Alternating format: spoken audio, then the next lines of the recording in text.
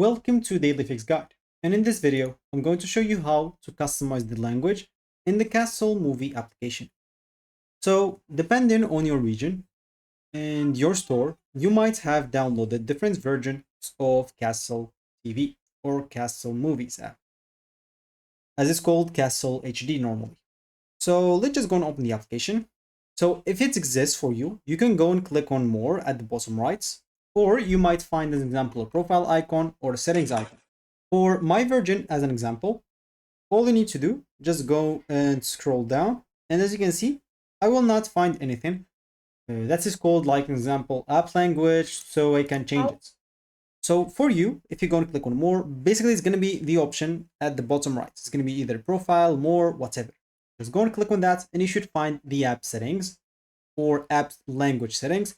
Click on it and you'll be able to change it. For my version, depending on my region, as you can see, I don't have it. So I'll not be able to change it. But for you, you might find it and you might not. So if you find it, that's good. If you didn't, that means it's not available right now in your region. It will be added probably in the future. So you'll have to wait for any soon updates. So that should be it for me in this video. Thank you for watching and goodbye.